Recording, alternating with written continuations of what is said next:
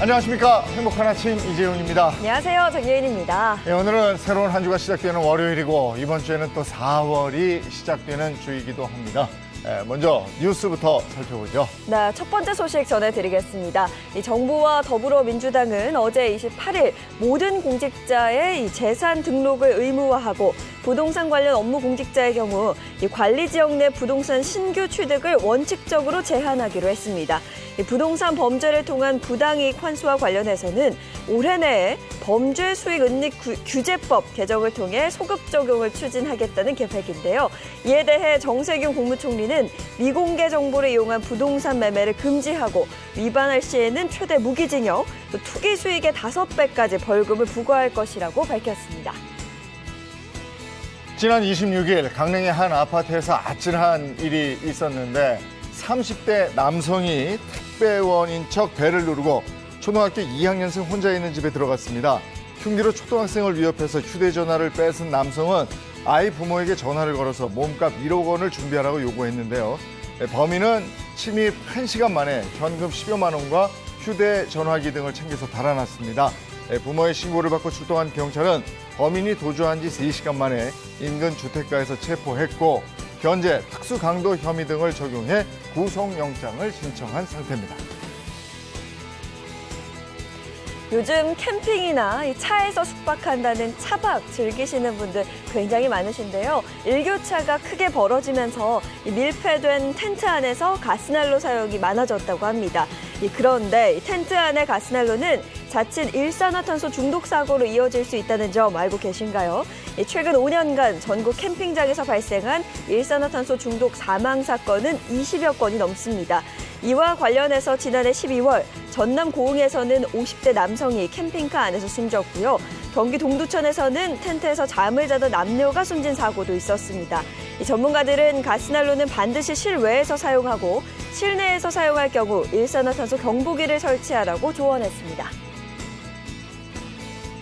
정부는 코로나19 백신 접종이 본격화됨에 따라서 내달 1일부터 백신 접종 후 이상 반응이 나타난 접종자는 의사소견서 없이 신청만으로 휴가를 받을 수 있는 백신 휴가를 도입하기로 했습니다. 이와 함께 정부는 감염병 예방법 개정을 통해서 백신 접종 휴가 부여를 위한 법적 근거도 마련하기로 했습니다.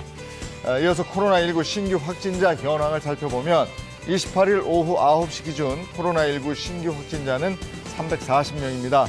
또한 코로나19 백신 접종은 28일 0시 기준 누적 접종자 수가 79만 3,858명으로 집계가 됐습니다. 네, 이어서 오늘 날씨 소식 전해드리겠습니다. 오늘은 전국 대부분 지역 아주 짙은 황사에 뒤덮일 것으로 보입니다. 이 지역별로 자세한 상황 한번 살펴보시면요.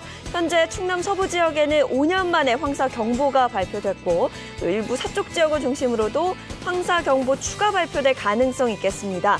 오늘 외출하실 때는 KF80 이상의 미세먼지 차단이 가능한 보건용 마스크 반드시 착용하시기 바랍니다. 한편 오늘 아침까지 강원 영서 곳곳으로는 빗방울 떨어지는 곳 있겠습니다. 강원 영동과 경북 북동 산지에는 강풍특보가 발효됐고요. 그 밖에 내륙 곳곳으로도 바람이 무척 강하게 불 걸로 보입니다. 오늘 하루 시설물 관리와 안전사고에 유의하셔야겠습니다. 이어서 오늘 기온 보시면요. 오늘 아침 최저 기온 4도에서 12도로 출발하겠고요. 한낮 최고 기온은 13도에서 21도까지 오르겠습니다. 오늘도 낮과 밤의 온도차 10도 내외로 크게 벌어지는 만큼 건강관리 꼭 신경 쓰시기 바랍니다. 3월 29일 월요일 행복한 아침 지금 시작합니다.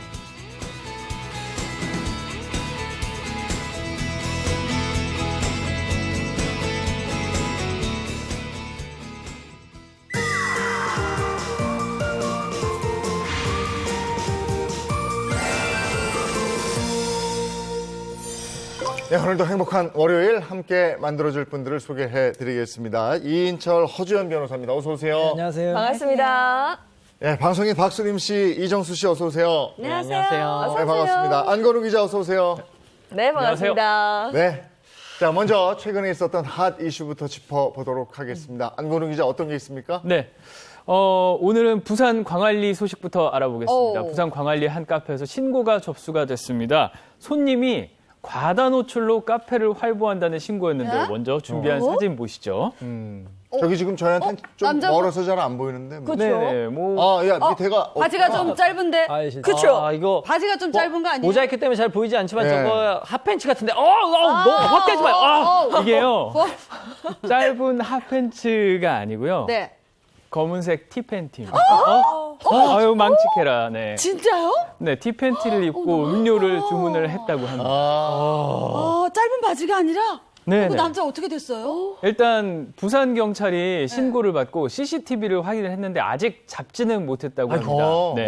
하지만 문제, 이 남성을 찾더라도 법적으로 책임을 물을 수 없다는 데 있습니다. 그러니까요. 이게 속옷만 입고 활보를 했다 그래서 네네. 뭐 누군가를 뭐 만지거나 뭐 이런 건 아니어서 처벌이 안 된다는 건가요? 근데 알고 보니 또 광안리 남성과 또 같은 사례가 있었다면서요? 또 있어요? 2019년 7월에 여름에 이런 일이 있었는데 한 남성이 이제 속옷만 입고 이제 커피숍에서 활보를 한 거예요. 충주와 원주 지방에서 활보를 해가지고 맞아요. 네, 커피숍 업주가 이제 신고를 했거든요. 네. 근데 이 사람을 처벌하지 못했습니다. 네. 왜냐하면 이 사람이 업무를 방해한 것도 아니고 공연하게 음란한 것도 아니라 해서 실제로 처벌까지 이루어지지 않았습니다. 네. 아니 뭐라도 걸치고 있으니까 공연한죄는 안 될 거 아니에요. 그러면 업무방해죄는 적용돼야 되는 거 업무 아니에요? 방해 되는데? 업무방해 되죠. 그렇죠. 그럴 수 있을 것 같은데 사실은 이게 법적으로 보면은 좀 어려울 수도 있는 게 형법상 업무방해죄라는 것은 위계나 위력이라는 걸 요건으로 하거든요. 근데 이 티팬티를 입은 게 위력이라고 보기도 좀 애매하고 이 사람이 지금 음료를 주문해서 정상적으로 들고 나갔기 때문에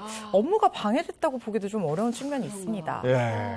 참 이게 저 충북 이거 참 충주하고 어떻게 될지. 강원 강주에 원주에 왔던 사람이 부산에 또 간 건 아니에요? 다른 사람들이 그런가? 같은 예. 사람일 수도. 아니 근데 그런가 하면 또 저 남성이 알몸으로 여탕에 들어갔다. 이거. 네, 지난 19일 목포에서 있었던 사건입니다. 한 남성이 알몸으로 여탕에 들어갔다가 쫓겨났던 그런 사건이었습니다. 또 사우나에 가서 여성을 추행하기까지 했어요. 아니 근데 이게 남탕이랑 여탕이랑 분리가 돼 있는데 어떻게 들어갈 수가 있었죠? 그러니까. 여기가 목욕탕만 한 게 아니라 찜질방을 찜질. 같이 하고 있었어요. 연결돼 있어 그래서 그럼. 네, 일단 찜질방에 갔다가 내려오기 전에 옷을 탈의를 하고 그리고 내려간 겁니다. 네. 근데 이제 여탕에서 손님들의 저항이 엄청 났을 거 아니에요. 그러니까 일단 도망간 거예요, 다시.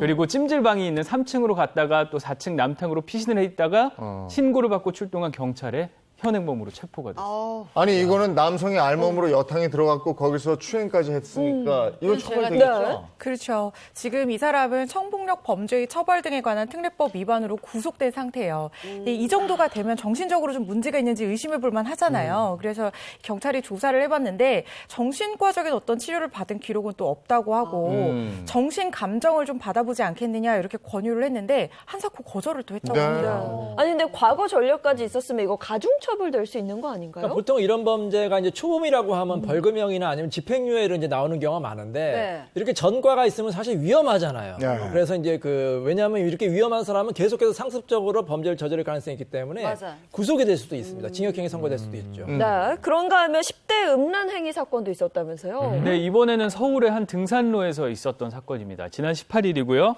오후 5시쯤 A씨는 도봉구 창동에 있는 초안산 등산로에서 지나가던 30대 여성을 향해서 옷을 내리고 음란 행위를 했습니다. 그래서 거기서 순찰을 하고 있던 도봉서 경찰관들이 현장으로 출동을 해서요. 정상 인근 50m 지점에서 A씨를 발견해서 현행범으로 체포를 했습니다. A씨는 일단 혐의는 인정했습니다. 네. 인정했는데 잡고 보니까 18살 미성년자였어요. 어머머. 아이고. 18살이면 미성년자인데 미성년자의 성범죄는 어떻게 처벌합니까? 예, 만 14세 이상, 만 19세 미만 소년, 미성년자의 경우에는 이 범죄 소년이라고 해서 소년법상 보호 사건으로 처리를 할 수도 있고요. 이렇게 죄질이 무겁다거나 뭐 범행 수법이 좀 잔혹하다거나 이런 경우에는 일반 형법을 적용할 수도 있는데 이 경우에도 특례가 적용이 된다고 하면 이 성인보다는 다소 완화된 형으로 처벌받을 가능성이 있습니다. 이런 식으로 공연 음란죄라고 하죠. 검거되는 사람의 수가 2013년에 한 1,400여 명이었다면 작년에는 3천여 명 수준까지 늘어났습니다. 거의 2배가 된 거죠. 하루에 8건씩 일어나고 있다고 하는데요. 문제는 건강보험심사평가원에 노출증으로 진료받은 환자가 모두 남성으로 69명뿐인데 네. 이 사람들이 대개 사법 처리를 받고 나서야 그제서야 진료를 받는다고 해요. 그래서 전문가들은 습관적으로 번지기 전에 네. 그 전에 진단을 받고 진료를 받는 게 중요하다고 조언을 하고 있습니다. 그러니까 이게 범죄 행위가 되는 거지만 이게 어떻게 보면 병이군요. 치료를 받아야 되는 거네요. 그렇습니다. 네, 알겠습니다. 다음 건 또 뭐가 있습니까? 네. 전 이런 얘기 들으면 되게 가슴 아플 것 같아요. 뭐 우리 아이가 아빠 우리 거지야? 못 살아? 거지야? 네. 물론 이게 아이가 묻는 이유가 있겠죠. 네. 제가 요즘 금쪽이를 좀 열심히 보고 있어요. 네. 오은영 박사님께서 그 아이가 이렇게 물어보는 데는 다 확인하고 싶어하는 신호가 있다. 그렇게 얘기를 하더라고요. 근데 여러분은 이렇게 거지 아니야? 우리? 그럼 어떤 기분이 드실 것 같으세요? 저 같으면 아이한테 그럴 것 같아요. 거지 같은 소리 하고 있어. 우리 되게 부자야. 우리 되게 부자야. 누가 그래? 우리 되게 부자야. 저는 제 딸이 그렇게 물어본 적 있는데 우리 집 부자야 이렇게. 오. 돈 얼마나 있어 엄마? 아기 때 그렇게 물어보길래 그때 통장에 돈은 별로 없었거든요. 그래서 제가 그랬죠. 넌 지금 행복해 안 행복해 했더니 무척 행복해. 그럼 부자야.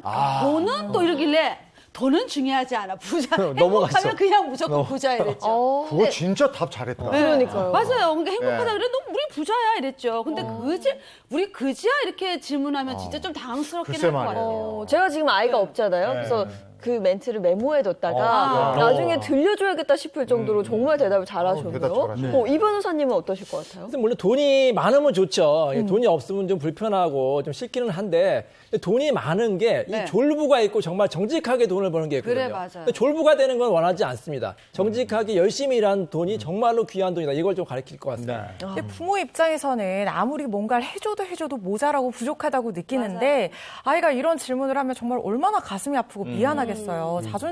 자존감의 상처를 받았을까 봐 걱정도 많이 될 것 같아요. 네. 아니, 자식한테 우리 거지야 이런 질문을 받았을 때 그 마음은 정말 찢어지는 거죠. 네. 근데 이게 왜 아이가 이런 질문을 했으며 이게 오늘 이슈와 관계가 있는 건가 봐요. 네, 이 아이도 이런 질문을 하는 게 결국 이제 자존감을 확인하기 위해서잖아요. 네. 네네. 그런데 이런 자존감에 상처를 주는 사건이 발생했습니다. 정말 안타까운 사건인데요. 사건의 전말은 이렇습니다. 부산에 사는 다둥이 아빠 A 씨의 사연인데요. 아내와 아이 셋을 태우고 귀가하던 중이었다고 합니다. 네. 부산 송정 삼거리 부근에서 신호대기를 하고 있었는데요. 오른쪽 골목길에서 갑자기 슈퍼카 차량이 엄청난 속도로 A 씨 차량 앞으로 끼어드는구나. 급정거하면서 끼어듭니다. A 씨 놀랐죠. 하지만 별다른 항의 없이 일단 신호가 바뀌고 앞으로 가려고 하는데 네. 그때 슈퍼카 차량의 차주가 차에서 내려서 네. 갑자기 차를 향해서 이렇게 이 얘기한 사람이- 겁니다. 똥차가 어디서 끼어드니? 웬일이야. 사회의 암적인 존재다. 야, 아니, 이- 그런 차를 탄다고 사회 암적인 존재라니요. 그렇게 입에 담지 못할 욕설을 계속 내뱉었다. 아니 슈퍼카가 먼저 끼어들고 A가 끼어들었다고 막 욕을 했단 말이에요. 그러면 나중에 두 분이 이제 싸움이 난 건가요? 싸움까지 가지는 않았습니다. 일단 A 씨가 정말 화가 났지만 차 안에 아내와 9살 또 7살 쌍둥이 이렇게 5가족이 타고 아이고. 있었거든요. 그렇기 때문에 싸움은 피해야 하잖아요. 네. 화가 정말 났지만 일단 차주와 이야기를 잘하고 그 상황을 넘어갔다고 합니다. 그러니까 싸움이 더 커질 수 있는 상황인데 아빠가 아주 현명한 판단을 해서 잘하죠. 꾹 참고 네. 그 상황을 그냥 끝내려고 그랬네요. 그렇습니다. 근데 그 다음 일이 벌어졌어요? 네. 일단 슈퍼카 차량 운전자가 차에서 내렸다고 말씀을 드렸죠. 네. 그리고 창문으로 얼굴을 들이밀고 굳이 참겠다는데 창문으로 얼굴까지 들이밀어서 네. 그때 창문 닫았어야 돼. 그래. 이게 소리를 또 질렀겠죠. 이렇게 크게 소리를 지른 겁니다. 얘들아 너희 아빠 거지다. 이렇게 똥차를 타는 이유가 다 있다. 이렇게 평생 이런 똥차나 타라. 야. 이런 얘기를 주행 신호가 켜질 때까지 계속해서 한 겁니다. 아니 어떻게 이래요? 뭐 저런 인간이 다 있어. 몰래 카메라였습니다. 이런 거 했으면 좋겠다 진짜. 아니 뭐 끼어들기에서 뭐 어떤 차가 잘못했냐 이런 것들은 나중에 블랙박스 보면 다 가릴 수 있잖아요. 근데 한번 뱉은 말은 뭐 똥차냐 거지냐 이런 말은 들었잖아. 애들이 들었기 때문에 이건 아닌 것 같아요. 상처받죠. 그렇죠. 그래서 A 씨가 일단 슈퍼카 차주를 신고를 했어요. 그랬더니 A 씨의 반응이 뭐였냐면 그러냐. 나 변호사한테 다 얘기했다. 나 이제 가도 되냐?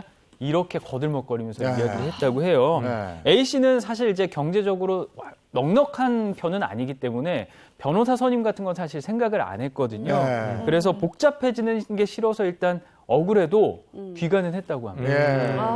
근데 이게 마음이 참고 그럼. 간 거잖아요. 이게 안 좋다. 이게 그냥 뭐 네. 괜찮겠어요. 그리고 사실? 아이들이 차 안에서 느끼기에 그 자체가 공포거든요. 네. 말씀하신 그게 진짜 공포죠. 아이들이 얼마나 무서웠겠습니까? 이 일이 있었던 이후에 아이가 이렇게 물어봤다고 해요. 아빠 우리 거지야? 일이 이렇게 된 거군요. 네, 우리 거지라서 돈도 네. 없어? 이런 이야기를 들으면서 지금 굉장히 힘든 시간을 보냈다. 그런데 이렇게 그냥 화해로 끝날 것 같았던 일인데 이게 고소가 됐다면서요? 네, 결국 고소가 됐어요. 이 상황을 본 주변 사람들. 아하. 우리도 이렇게 화가 났는데 주변 사람들 당연히 화가 났겠죠. 목격자. 네, 목격자들이 우리가 증언을 해주겠다. 고소하시라 이렇게 돼서 A 씨 결국 이 차주를 고소를 했다고 합니다. 그러니까 그지라서 이런 차를 탄다. 뭐 차 가지고 등급 나누고 이런 거 정말 아닌 것 같아요. 그 사람 입이 정말 너무 그래, 쌍스럽다. 나빠. 네. 그게 사실 저는 이런 것들이 내면에 자신이 이제 거지 근성이 있어서 그래가지고 이게 상대에게 가장 아픈 얘기일 거라 자기가 생각하는 그런 이면이 있는 것 같은데 그래서 이런 사람들이 이렇게 거지 얘기, 이런 나쁜 얘기 하면은 당황하지 말고 야, 난 차가 거지인데 넌 얼굴이 거지야. 뭐, 인성이 거지야. 넌 인성이 거지야. 넌 썩었어. 뭐 이렇게 얘기를 하는 게 어떤가. 네. 참 이런 얘기가 또 있어요. 네. 문제가 그겁니다. 이번 슈퍼카 막말이 보도되면서 한 커뮤니티에 비슷한 사건이 또 등장했는데요. 글쓴이 A씨 SUV 차량 소유주였고요. 이 사람과 시비가 붙었던 사람은 독일 M사 차량의 소유주였습니다.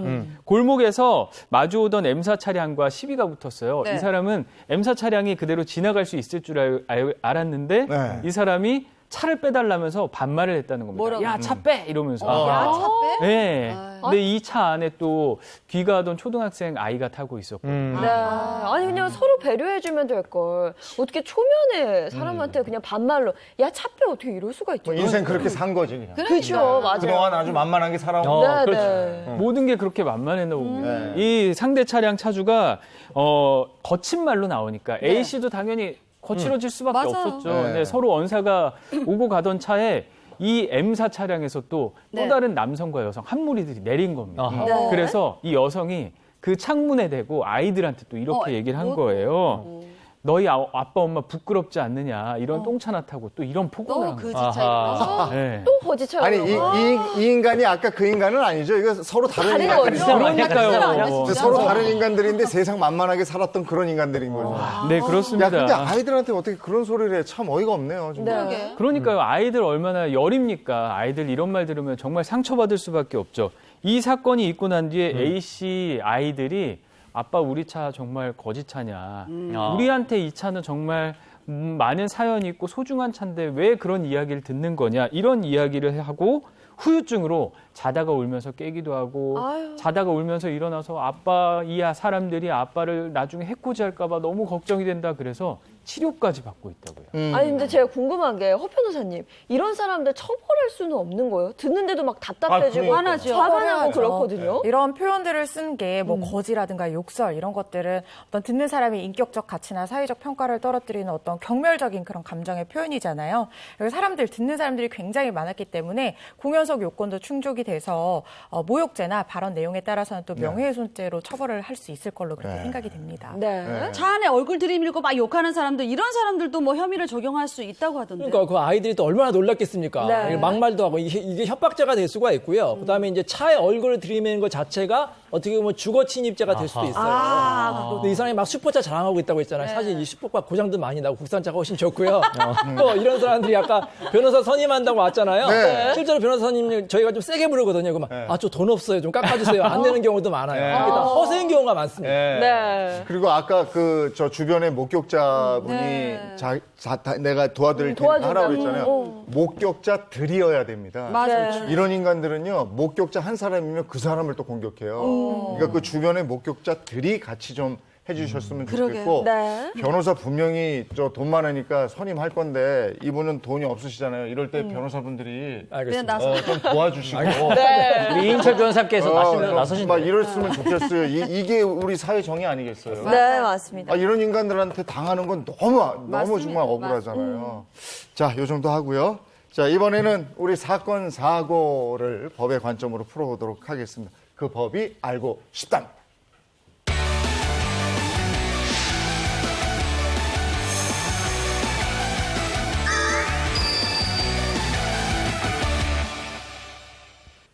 네, 그 법이 알고 싶다. 첫 번째 사연은 뭡니까? 네, 첫 번째 사연은요. 줄줄 새는 내 요겁니다. 돈. 지갑. 내 돈. 지갑. 그건 돈 아닐까요? 아니. 아니에요? 그건 아닙니다. 뭔가 줄줄 줄줄 새는 새죠? LH 아니야? 아니야. 그런가요? LH입니까? 그거 비슷한데? 보겠습니다. 줄줄 근접했어요. 새는 네, 개인정보. 개인정보가 이번에는. 샜어. 중요하죠. 자, 사연소로 들어가기 전에 청소업체 직원 역할은 이정수 씨가 하고요. 그다음 청소업체 사장님 역할은 이재용님, 집주인 역할은 제가 하겠습니다. 이 사연은 실제 사건을 바탕으로 재구성했습니다. 사연 속으로 들어갑니다. 저는 곧 결혼을 앞두고 있습니다. 결혼 준비하느라 바쁜 와중에 얼마 전부터 집 앞에 꽃이 놓여 있더라고요. 처음엔 남자친구가 싶어서 기뻤는데 남자친구는 모르는 일이라면서 오히려 저를 의심했습니다. 그런데 범인이 누군지 알게 됐죠. 아우, 이 시간 여보세요? 이 시간에는 늘 불이 꺼져 있네요. 생각보다 일찍 주무시나 봐요. 어머, 뭐야? 당신 누구야? 당신 스토커야? 아이, 스토커라니요, 수림 씨. 진심으로 좋아합니다. 100일 동안 제가 보낸 꽃 잘 받으셨죠? 그 꽃 당신이었어? 당신 때문에 나 약혼자한테 얼마나 난감했는지 알아? 근데 내 전화번호랑 집 주소 어떻게 알아냈어? 아니, 이사할 때 제가 직접 청소해드렸잖아요.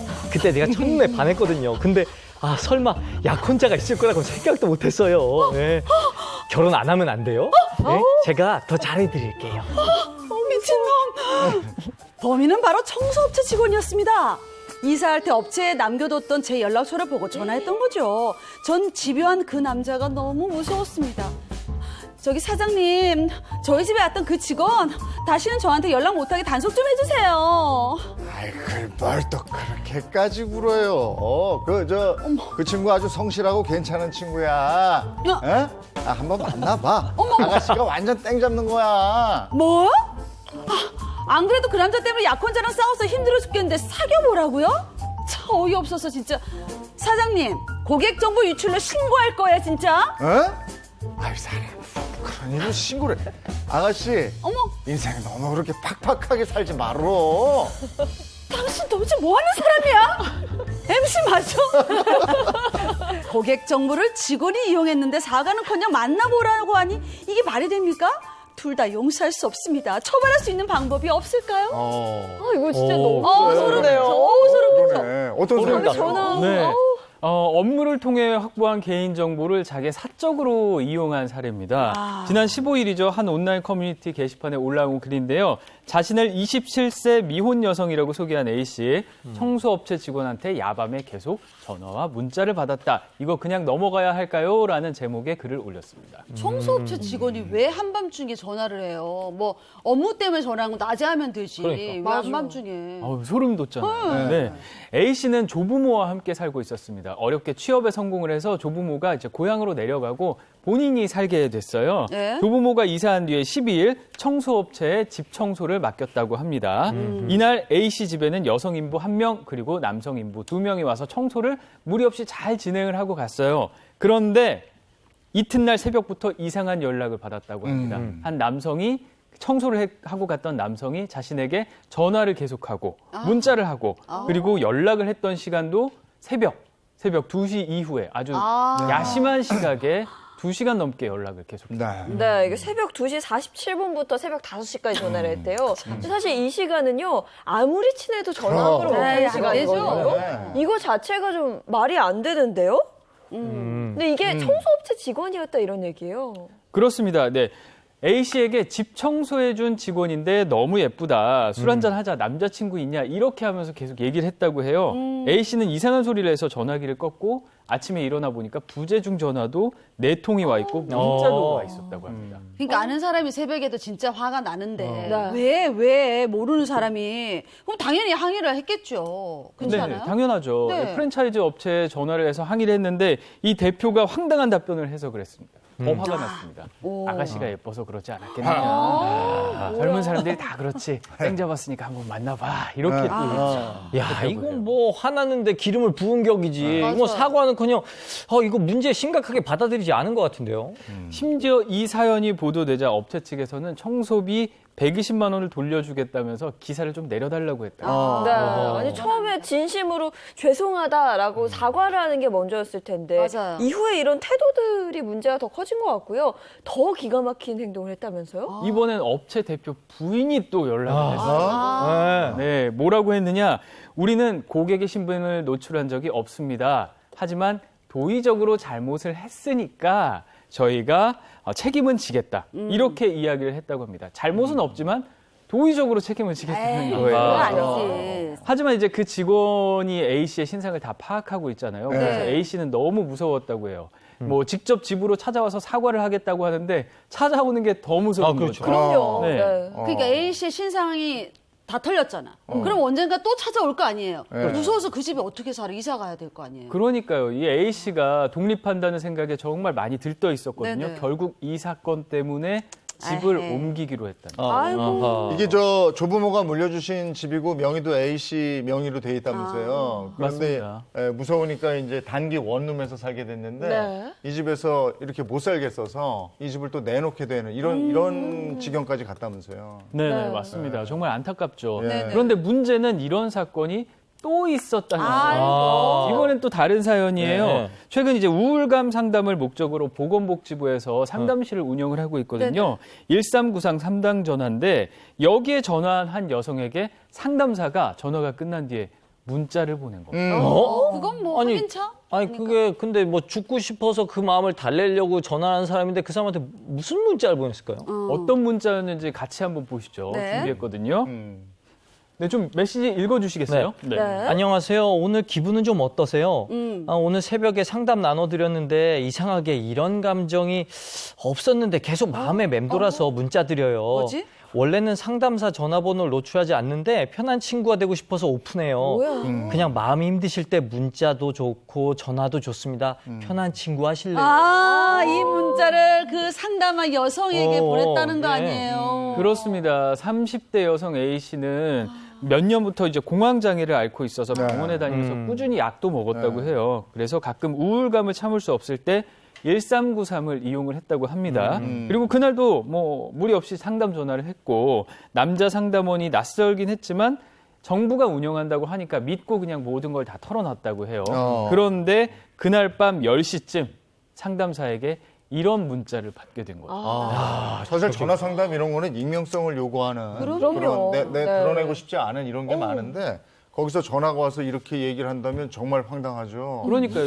야, 이 문제는 어떻게 처리됐습니까, 그러면? 일단 A 씨는 다시는 연락하지 말라면서 따끔하게 얘기를 했고요. 상담원은 친구가 되고 싶었을 뿐이라면서 일단 사과는 했다고 합니다. 하지만 A 씨 1393 측에도 항의하면서 이 사실을 알렸고요.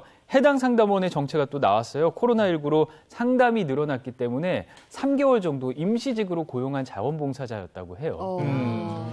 이게 지금 절대 연락하면 안 되는 상황인데 굉장히 예외적인 일이잖아요. 네. 원래 이 민원인이 전화가 오게 되면 상담사 컴퓨터 모니터에 혹시 모를 유사시에 112나 119에 빨리 신고해서 도움을 주기 위해서 민원인의 전화번호가 뜬다는 거예요. 네네. 이걸 사적으로 이용을 하면 안 되는 건데 이렇게 돼서 지금 관계자도 굉장히 말도 안 되는 상황이다 이렇게 네. 입장을 밝혔다고 하고 이 운영기관인 보건복지부에서도요 이 사태의 심각성을 인지를 하고 이 사람 지금 제명 처리한 상태라고 합니다.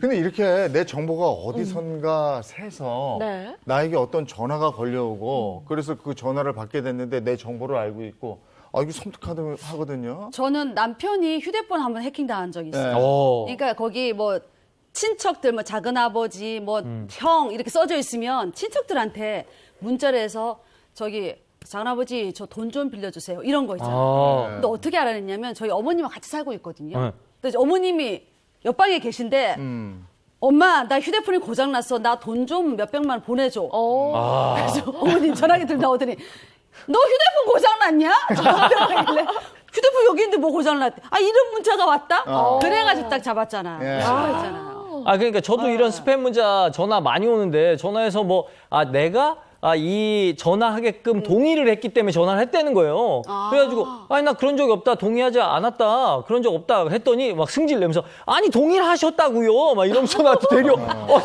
뭐야 이거 뭐야 황당하죠. 되게 황당하더라고요. 네. 저는 이제 법률 상담 때문에 이제 제 업무용 휴대폰 번호가 아예 인터넷에 공개가 되어 있거든요. 네. 그러니까 많은 사람들이 이제 상담 받으러 전화하는데 진짜. 가끔 어떤 사람은 이제 상담을 빙자해서 뭐 이상한 뭐 얘기를 하는 그래. 경우가 있어요. 아니면 광고성 이제 전화 오는 부동산 경우. 팔고 뭐 이런 그런 경우는 바로 수신 차단하는 경우가 많은데 그래서 제 전화기에는 지금 수신 차단하는 사람 한 100명 정도 됩니다.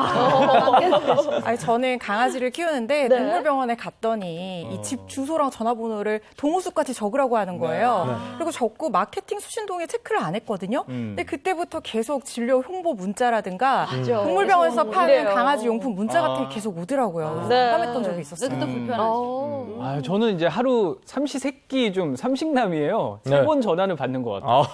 아직 괜찮은데 뭐 상조회사에서도 전화가 오고 보험 전화 특히 많이 오더라고요. 네. 그래서 저는 항상 이게 선택적 정보 수신 이거 거절을 하거든요. 근데 어떻게 신기하게 전화번호를 아셨는지 궁금해요. 그렇죠. 그래서 저한테 전화하실 때는 앞으로 좀 어떻게 아셨는지 좀 알려주시면 좋겠어요. 아니 그동안에도 우리가 개인정보 유출에 민감했는데 네. 이제 저 코로나19 시국에 어디 들어가려면 출입명부에 이렇게 체크하고 네. 쓰잖아요. 네네. 우리도 여기 들어올 때 매일 쓰거든요. 네. 맞아요. 근데 이런 것도 또 유출이 되지 않을까 이런 걱정도 있고 그래요. 그러니까 엄청 찜찜해요. 그걸 이렇게 종이를 적다 보면 나도 위에 사람 적은 게 보인단 말이에요. 그렇죠. 그래서 이거 적어도 될까 싶은데 또 솔직하게 적어야 될 것 같아서 제대로 적는단 말이에요. 근데 의심할 계속 한도 거슬려. 없어. 네. 지난해 9월에 이런 일이 있었어요. 네, 서울 종로구의 한 음식점에서 손님인 척 가장을 해서 출입처 명부를 작성하는 척하면서 어머. 이 명부를 사진을 찍은 겁니다. 네.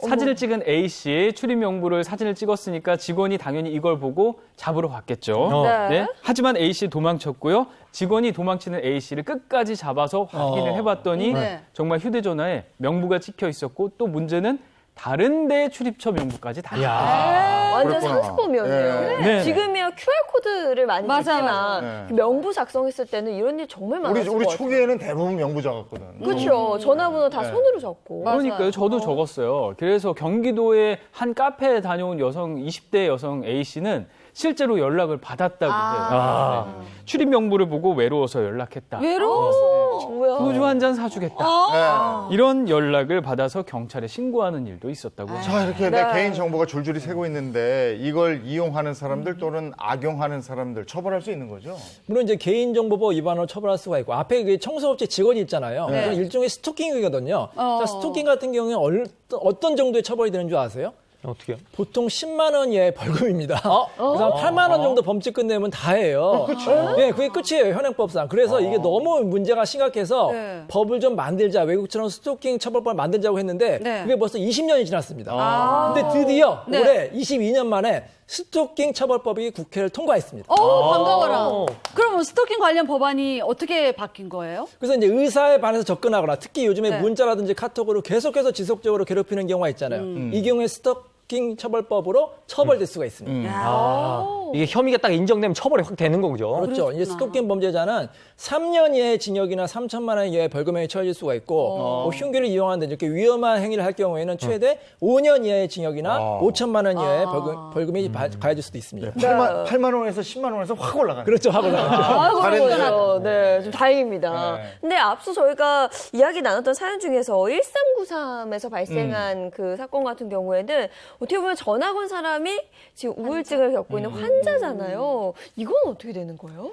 이게 만약에 전화를 받은 사람이나 뭐 내담한 사람, 상담한 사람이 의료인이라고 하면 이 의료법 위반 혐의도 좀 살펴볼 수 있겠지만 지금 상담사기 때문에 의료법상 적용 대상이 되기는 좀 어려울 것 같아요.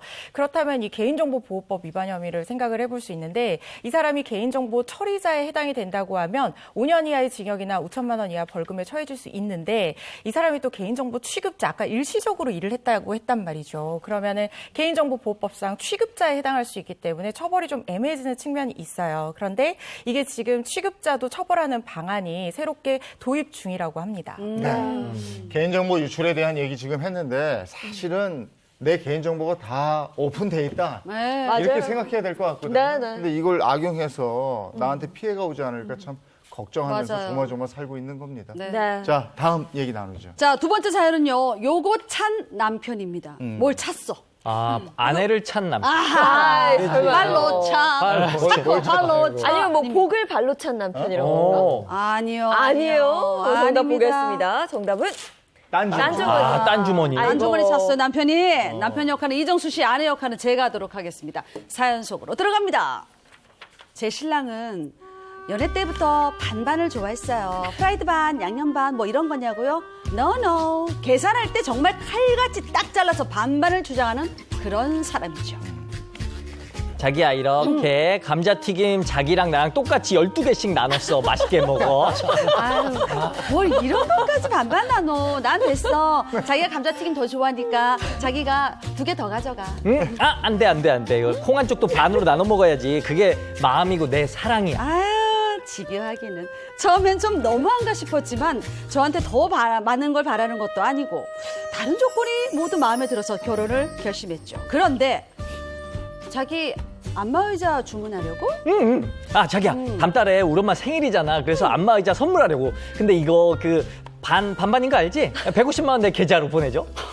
그런 게 어딨어? 아, 뭐든 똑같이 반반이라면서 우리 엄마 생일 때는 30만 원 백화점 상품권 줬잖아. 근데 시어머니 생신 때는 왜 300만 원 안마의자야? 그래. 그래서 내가 그 장모님 생신 때 딱 15만 원 줬잖아, 반. 아, 그럼 나도 똑같이 15만 원 낼 테니까 그걸로 보태가지고 안마의자 사든지 말든지 마음대로 해. 아, 그런 게 어딨어. 말이 안 되지. 300이면 반이 150이니까.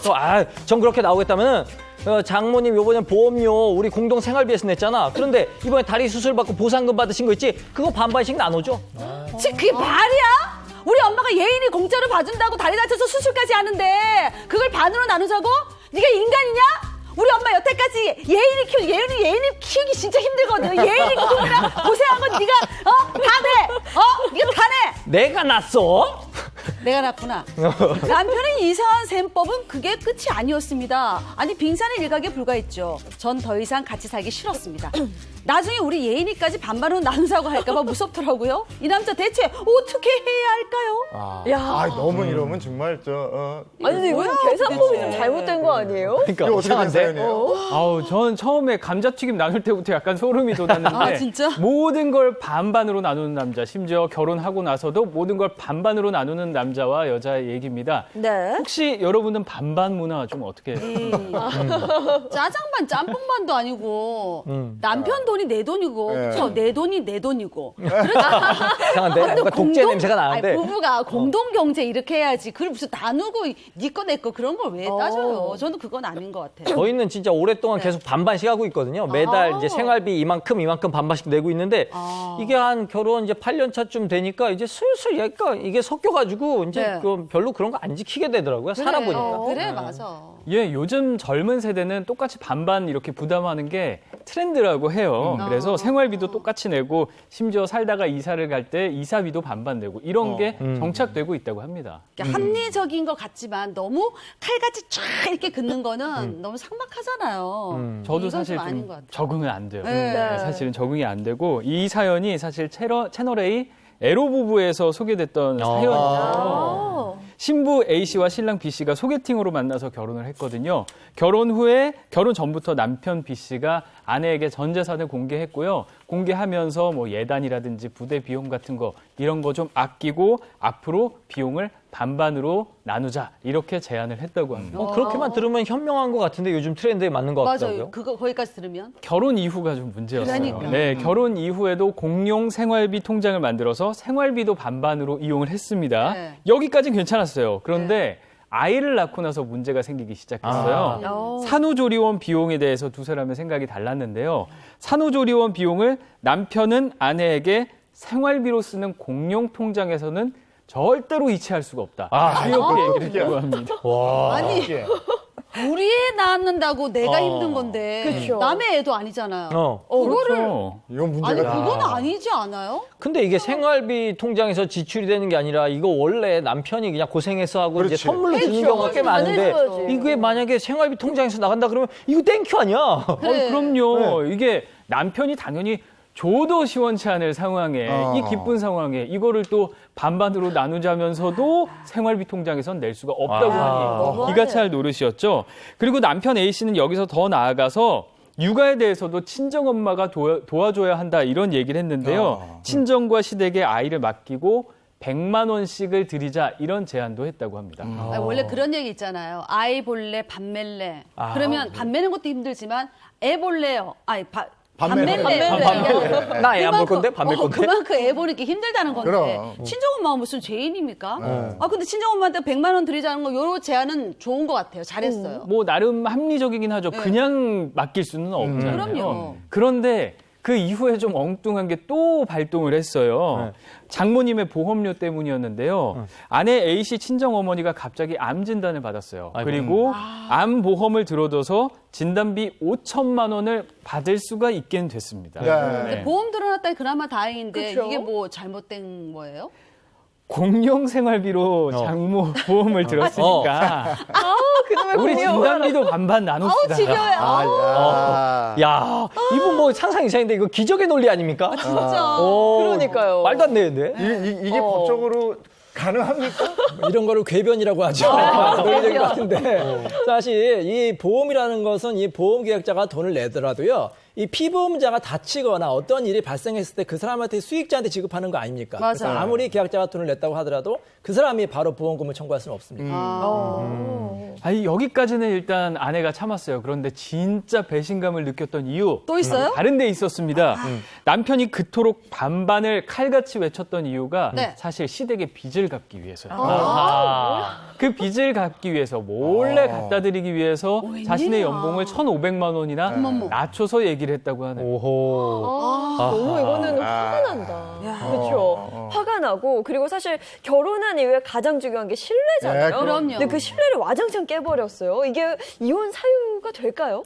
될 수 있을 것 같아요. 지금 남편이 마음대로 아내한테 말도 안 하고 부부 공동의 재산을 확 이렇게 처분해버린 거잖아요. 아내 입장에서는 얼마나 배신감이 크고 또 지금 심지어 월급까지도 속인 상태였던 거죠. 그래서 이런 경우라고 하면 완전히 배우자를 경제적으로 소외시키는 경우에 해당할 수가 있기 때문에 이혼 사유가 될 수 있을 것 같습니다. 부부간의 뭐 경제적인 문제, 모든 문제를 투명하게 이제 논의를 해야 되고 이거는 굉장히 지금 거짓말한 다음에 신뢰를 위반한 거 아닙니까? 맞아요. 충분히 이혼 사유가 될 수가 있고요.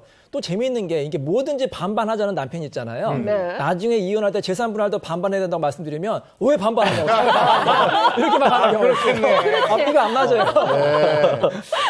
진짜 부부간에 한 번 이런 신뢰, 뭐 부부 문제뿐이 아니고 뭐 그럼요. 사회생활하면서 네. 한 번 신뢰가 무너지면 그거 회복하기 힘들거든요. 예, 이런 생각이 또 들었고 또 생활 속 궁금한 법률 저희가 준비해서 또 알차게 여러분과 함께 나누겠습니다. 이번에는 생활 속의 궁금한 법에 대해서 슬기롭게 알아보는 시간입니다. 슬기로운 생활 법률입니다.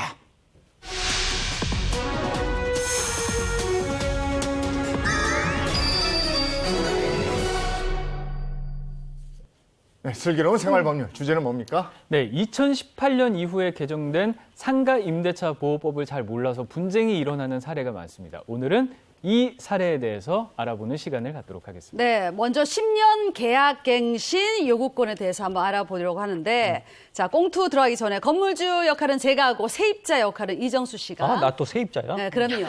어쩔 수 없습니다. 사연 속으로 들어갑니다. 저는 아빠 분식집 사장입니다. 아빠 분식은 우리 동네 제법 이름난 맛집이죠.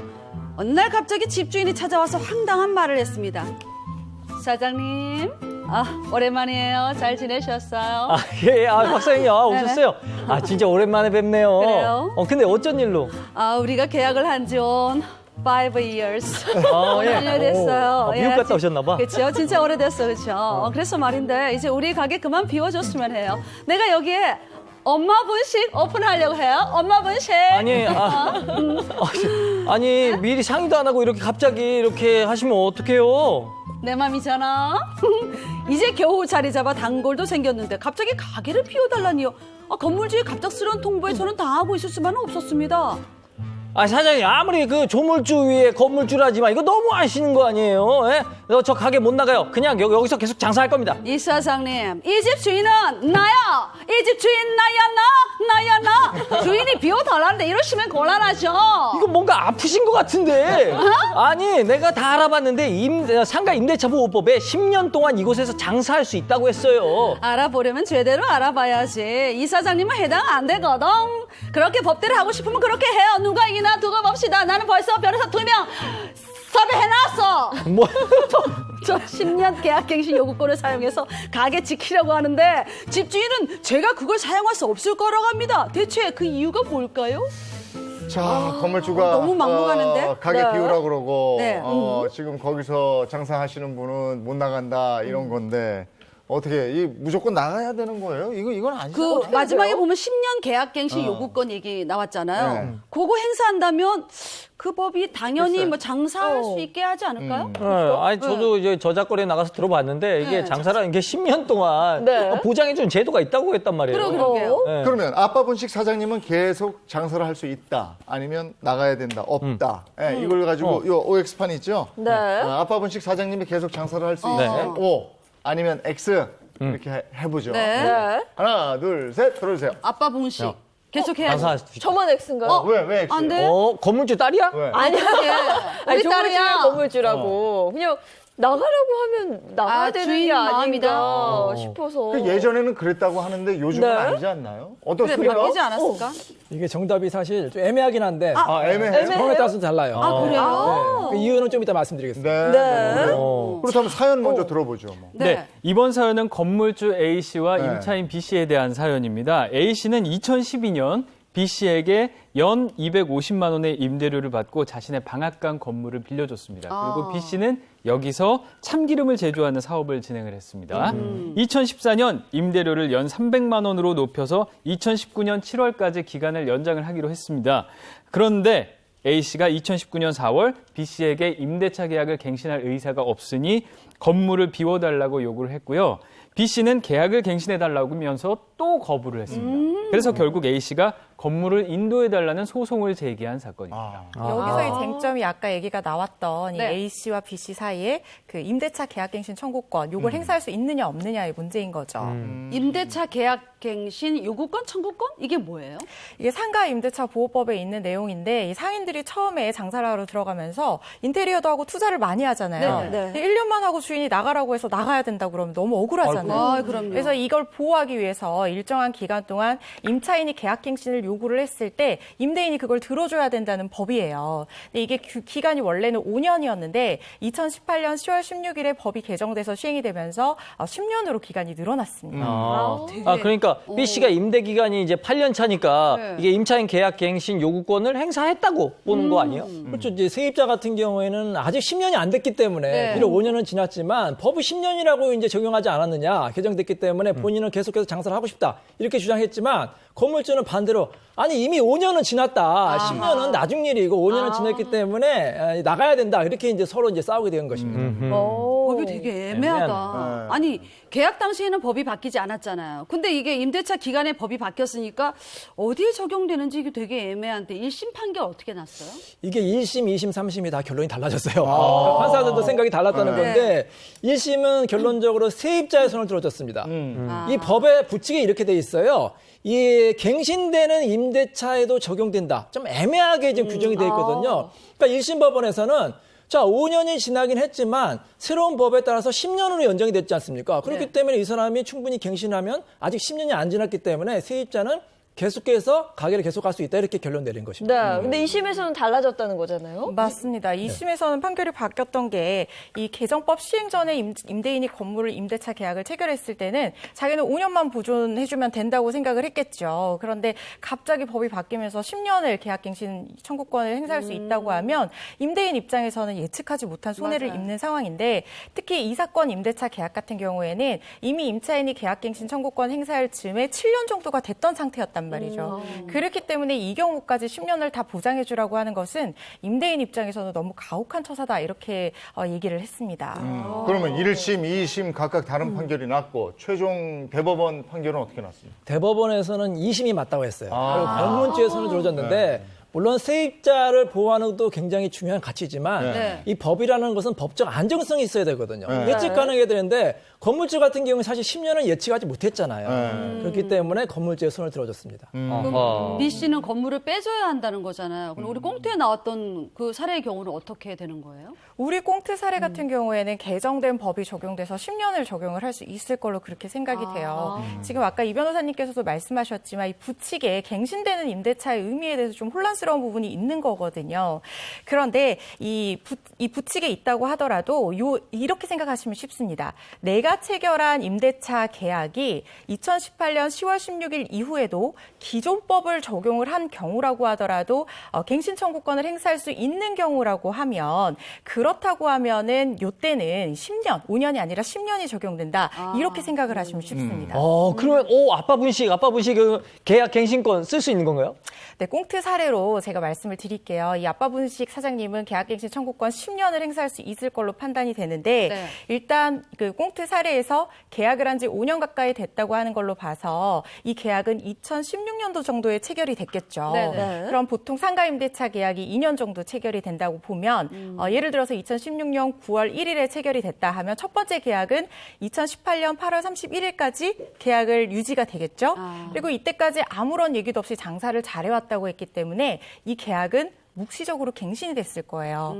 그럼 두 번째 묵시적 갱신이 된 계약은 2018년 9월 1일부터 2020년 8월 31일까지가 기간인 거예요. 그러면은 2020년 9월 1일부터 이 사람이 계약갱신 청구권을 다시 행사할 수 있죠. 기존 법을 적용하더라도 아직까지 임대차 존속이 4년 정도밖에 되지 않은 상황이기 때문에 청구할 수 있는 기간이 남아있는 거예요. 그런데 이게 2018년 10월 16일 이후에 갱신되는 임대차 계약으로 볼 수 있기 때문에 네. 이 경우에는 5년이 아니라 10년의 계약갱신 청구권을 행사할 수 있을 걸로 그렇게 생각이 듭니다. 야, 살면서 뭔가 계약을 안 하고 살 수는 없는데 맞아요. 참 이것저것 따질 게 많아가지고요. 뭔가 계약하려면 불안해지고만 그렇죠. 그렇습니다. 복잡하고. 개정된 임대차 보호법 이걸 잘 몰라서 분쟁에 휘말리는 사례가 있어서 저희가 다음 시간에도 개정된 임대차 보호법에 대해서 알아보도록 하겠습니다. 생활 속 알아두면 유용할 생활 법률까지 알아봤습니다. 두 분 고맙습니다. 감사합니다. 감사합니다.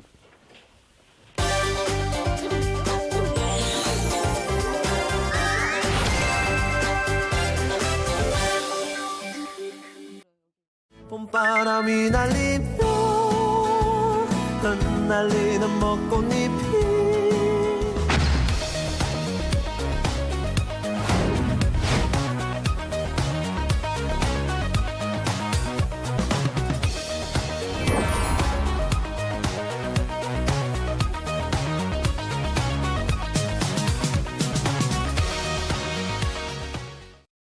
야, 봄꽃 나오고 앞에는 좋았는데 뒤에는 그냥 막 무시무시한 사고 현상가 목격을 했습니다. 자동차 관련 얘기를 나눌 텐데 안건웅 기자 어떤 얘기죠? 네, 지난 23일 사고부터 먼저 볼게요. 중부 내륙고속도로의 상행선 대서대구 톨게이트 부근의 8중 추돌 사고입니다. 이 당시에 한 명이 숨지고 12명의 사상자가 발생한 큰 사고였는데요. 영상으로 먼저 준비했습니다. 함께 보시죠. 네. 네, 중부 내륙 고속도로입니다. 먼저 측면 영상입니다. 뭐야? 다 서 있는데 와, 막 달리는데. 어떻게 밀어붙여 완전. 끔찍하죠? 네, 덤프트럭이 밀어붙이는데요. 네. 그대로 충돌하네요. 네. 자, 이제 정면 영상입니다. 네. 이게 앞에 있는 차들이 완전 그냥 종이장처럼 완전 막 구겨졌어. 어떡해. 저 속도 못 줄이는 거 보니까 졸음운전 같은 거 아닐까요? 아니 뭔가 차에 문제가 있었겠죠. 네네. 일단 졸음운전은 아니었습니다. 네. 사고 차량 운전자는 경찰 조사에서 브레이크 고장이었고 차량의 속도가 줄어들지 않았다고 진술한 것으로 알려졌습니다. 예. 그리고 경찰이 확인한 결과 음주 상태는 아닌 것으로 또 확인이 됐어요. 경찰은 운전자의 진술을 토대로 사고를 낸 25톤 화물 차량을 국과수에 의뢰해서 정밀하게 사고 원인을 조사를 하고 있습니다. 오늘은 브레이크 사고에 대해서 좀 이야기를 나눠보려고 해요. 먼저 준비한 영상이 또 있거든요. 함께 보시겠습니다. 2주 전 주말에 발생한 사고 영상입니다. 네. 트럭이 어떡해. 와, 너무? 엄청나죠. 엄청난 속도인데. 네, 지난 13일 여수에서 일어난 사고입니다. 네. 브레이크가 고장난 걸로 보이는 화물차가 신호등을 들이받는 아이고, 사고였습니다. 저거 네. 뒤집히면서 옆에 있는 차까지. 그러니까요. 근데 이게 브레이크가 고장나니까 전혀 속도를 줄이지 못하고 오히려 가속화되는 것 같아요. 그 속도를 그러게요. 못 줄이니까 저렇게 대형 사고로 그렇지, 그렇지. 되는 거예요. 네. 맞아요. 당시에는 25톤 화물차가 속도를 줄이지 못한 맞은편에 네. 10대의 차량이 신호를 기다리고 있었어요. 신호등이었잖아요. 네. 빠르게 역주행하던 화물차가 다행히 기지를 발휘해서 맞은편 차량과 부딪히기 직전에 네. 핸들을 왼쪽으로 꺾어서 아유. 더 큰 사고를 막았다고 합니다. 아유, 잘했어. 차를 얼마나 세게 박았는지 화면 보셨잖아요. 파편이 막 건너뛰고 글쎄 말이에요. 아주 난리가 난 상황이었다고요. 네, 그래. 그럼 운전자는 어떻게 됐습니까? 일단 다른 인명 피해는 없었지만 트럭 운전자가 중상을 입어서 지금 병원 치료를 받고 있는 상황이고요. 네. 일단 이런 브레이크 고장 운전이 얼마나 무서운지 다음 영상을 보면 또 한 번 느끼실 거예요. 함께 네. 영상 보겠습니다. 자, 이번엔 호남 고속도로입니다. 네, 네. 잘 달리고 있죠? 고속도로 좀 브레이크 고장 나면 진짜 네, 일단 너무 가고 있습니다. 빠르다. 속도가 점점 빨라지고 있어요. 네. 지금 차량이 없어서 그래도 가고 있어요. 근데 점점 차가 많이 나오고 시작하고 있죠. 자, 가드레일에 부딪혔어요. 이제 어디로 가야 할까요? 자, 졸음쉼터. 제발 나와줘야 돼. 졸음쉼터가 나와줘야 하는데 어떻게? 아, 지금 옆에 차가 있어요. 또 지나가고 있어. 차가 부딪혔어. 옆으로 긁으면서 바퀴가 하는데. 빠지면서 멈췄습니다. 어우, 야, 그나마 정말 저거 잘하셨다. 천만다행. 큰일 날 뻔했네요. 예. 숨 막히는 줄 알았어, 그런 내내. 다른 차들도 좀 사고 위험을 좀 예감하고 좀 비키고, 그죠? 그렇습니다. 클락션 올리고 피해줘. 그러겠죠. 아니 보는 저도 숨이 딱 막히고 공포의 순간이 되는데 안에 계신 분은 어땠을까요? 맞아. 이 사고를 제가 설명을 드리면서 저도 지금 숨이 막혔어요. 네. 한번 막혔는데 2차 운전자 59년생 어머님이었습니다. 운전 경력 20년 정도 됐고요. 한 달에 대략 500km에서 700km 정도 운행을 한다고 해요. 아주 베테랑이죠. 그래서 그나마 대처를 그렇다, 잘했던 상황이고요. 이 사고 교통사고 영상 검사까지 다 마쳤고요. 네. 검사 결과 브레이크를 밟지 않고 가속 페달을 밟아서 난 사고라고 제조사 측이 얘기를 네. 했습니다. 검사 속도는 시속 120에서 130km가 나왔지만 경찰 조사 결과 추정 속도는 150km 이상이었다고. 네. 아니 그러면 이게 브레이크 고장 사고인지 아니면 정말 엑셀을 잘못 밟은 건지 이거 알 수 없지 않아요? 급발진 사고가 그래서 규명하기가 정말 네네, 어렵습니다. 일단 정확한 사고 원인을 찾기 위한 노력이 필요한 상황이고요. 무엇보다 이런 사고가 발생하지 않기 위해서는 속도가 나더라도 이걸 제동할 수 있는 브레이크를 미리 점검하는 게 가장 중요합니다. 아, 네. 맞아요. 그 오일이나 타이어는 교체 주기별로 이렇게 하는데 그 제동 장치 검사는 정기 점검 때가 아니면 잘 안 보거든요. 그러면은 계절 바뀔 때마다 이거 점검해 줘야 된다 그러는데 그게 맞나요? 그렇습니다. 우리가 참 간과하기가 쉽잖아요. 잘 잡히니까요. 하지만 이건 계절이 바뀔 때마다 꼭 꼼꼼히 체크를 해주셔야 합니다. 겨울철에 일단 미끄러운 도로가 많죠. 그렇다 보면 브레이크를 많이 잡기 때문에 네. 그만큼 브레이크 패드가 빨리 마모가 된다고 해요. 차량 운행 중에 소음이 크게 들린다면 브레이크 패드의 수명이 다 됐다는 뜻이니까요. 빨리 브레이크를 점검하고 교체하는 게 중요합니다. 그러니까 제 남편도 운전하고 가다가 뭐 소리 안 들려? 이러거든요. 그러니까 차에 대한 무슨 소리가 들리면 네. 이상이 생겼다 생각하고 정비소 바로 가거든요. 그렇죠. 되게 예민하게 듣더라고요. 그래서 중요해요. 예, 저는 하나도 안 들리던데. 자니까요. 계속 주무시잖아요, 옆에서. 아, 그렇죠. 맞아요. 네, 그 소음 같이 잘 들어주셔야 합니다. 특히 겨울도 중요하지만 날이 따뜻해지면 또 잘 들어주셔야 해요. 왜 그러냐? 뜨거운 날씨에 장시간 운전하면 타이어가 뜨거워지면서 그러다 보면 바퀴 주변에 있는 온도도 당연히 올라가겠죠. 그럼 이렇게 온도가 올라간 와중에 브레이크를 잡으면 디스크에 마찰이 생기면서 브레이크 패드가 또 뜨거워지게 됩니다. 이렇게 브레이크 패드가 온도가 높아지면 마모도가 더 빠르게 진행될 수 있고요. 그래서 봄철과 여름에는 더 집중해서 자동차 소리를 들어봐 주셔야 합니다. 차에서 소음이 발생하면 바로 얘기를 해주셔야 해요. 아니, 소리를 듣고 교체하는 것도 교체하는 거지만 네. 저 오일 교체 주기나 타이어 교체 주기가 있는 것처럼 브레이크 패드 교체 주기는 따로 없습니까? 사실 이게 운전자 습관에 많이 좌우가 되는 거기 때문에 딱 집어넣고 말할 수는 없습니다. 하지만 일반적으로 브레이크 교체 시기는 10,000km 정도로 주행했을 때는 점검을 해보시는 게 좋아요. 디스크 방식은 30,000km나 40,000km 주행했을 때 점검을 하시면 됩니다. 네. 이렇게 일반적인 교체 시기는 있지만 운전 영향을 많이 받는 제품이어서요. 권장 교체 주기가 정해진 건 아니고요. 그래도 지속적인 소음과 브레이크 페달을 아무리 밟아도 제동이 잘 되지 않는 경우 이럴 때는 반드시 정비소에 들르셔서 점검을 받아보고 또 필요하다면 교체도 해주셔야 합니다. 네, 자동차 가속력도 중요하지만 그에 못지않게 제동력 중요하죠. 우리의 안전을 위해서 꼭 살펴보시기 바랍니다. 고맙습니다. 고맙습니다. 고맙습니다.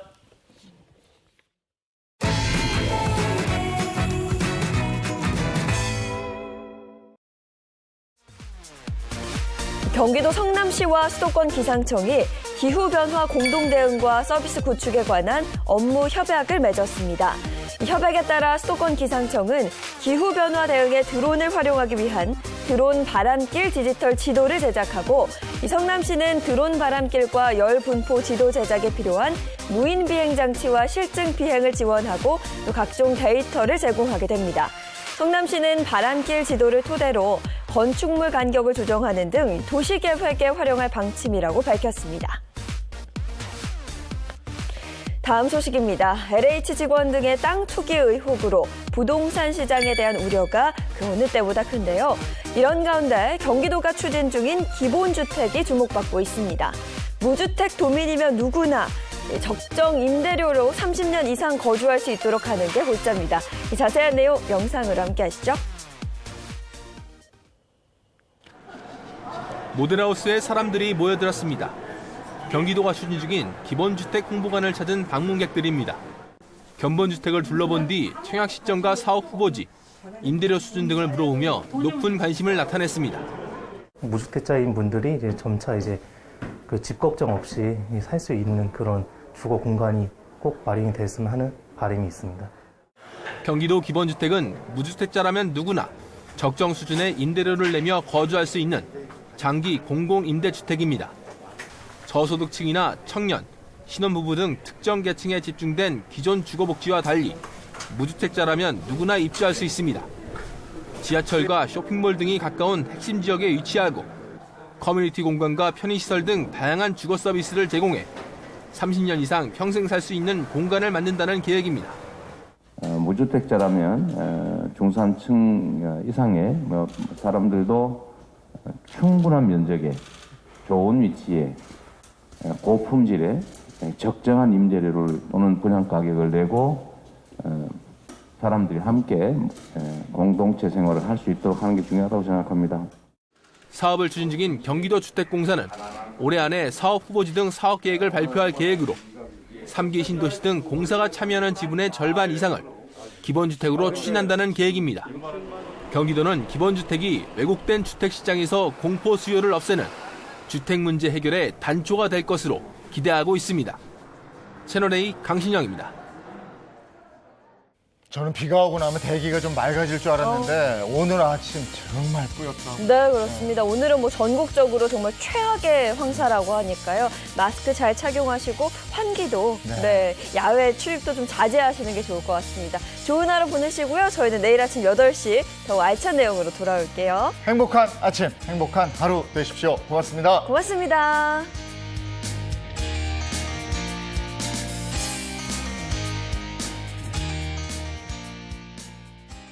채널A